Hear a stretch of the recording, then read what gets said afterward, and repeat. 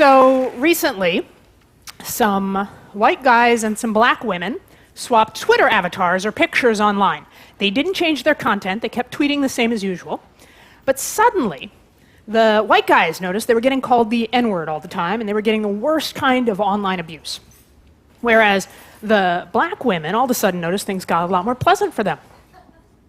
Now, if you're my 5-year-old, your internet consists mostly of puppies and fairies, and occasionally fairies riding puppies. That's a thing, Google it. But the rest of us know that the internet can be a really ugly place. I'm not talking about the kind of colorful debates that I think are healthy for our democracy. I'm talking about nasty personal attacks. Maybe it's happened to you, but it's at least twice as likely to happen and be worse if you're a woman, a person of color, or gay, or more than one at the same time. In fact, just as I was writing this talk, I found a Twitter account called Sally Kohn Sucks. The bio says that I'm a man-hater and a bull dyke, and the only thing I've ever accomplished with my career is spreading my perverse sexuality, which, incidentally, is only a third correct. I mean, lies! But seriously, we all say we hate this crap. The question is whether you're willing to make a personal sacrifice to change it. I don't mean giving up the internet.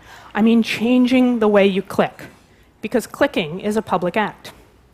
It's no longer the case that a few powerful elites control all the media and the rest of us are just passive receivers. Increasingly, we're all the media.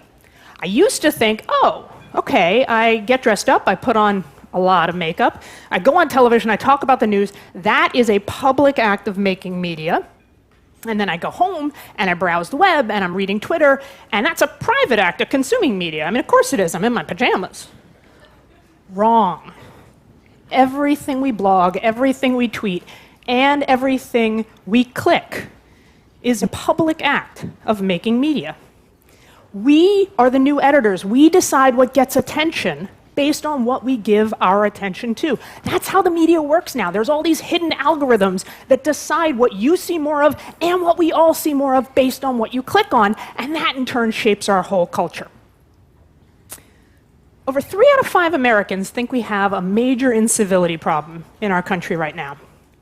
But I'm going to guess that at least 3 out of 5 Americans are clicking on the same insult-oriented, rumor-mongering trash that feeds the nastiest impulses in our society. In an increasingly noisy media landscape, the incentive is to make more noise to be heard. And that tyranny of the loud encourages the tyranny of the nasty. It does not have to be that way. It does not. We can change the incentive. For starters, there are 2 things we can all do. First, don't just stand by the sidelines when you see someone getting hurt. If someone is being abused online, do something. Be a hero. This is your chance. Speak up, speak out. Be a good person. Drown out the negative with the positive. And second, we gotta stop clicking on the lowest common denominator, bottom-feeding link bait. If you don't like the 24/7 all Kardashian all the time programming, you gotta stop clicking on the stories about Kim Kardashian's side boob. I know you do it. You too, apparently. I mean, really, same example. If you don't like politicians calling each other names, stop clicking on the stories about what one guy in one party called the other guy in the other party. Clicking on a train wreck just pours gasoline on it. It makes it worse. The fire spreads. Our whole culture gets burned. If what gets the most clicks wins, then we have to start shaping the world we want with our clicks. Because clicking is a public act. So click responsibly. Thank you.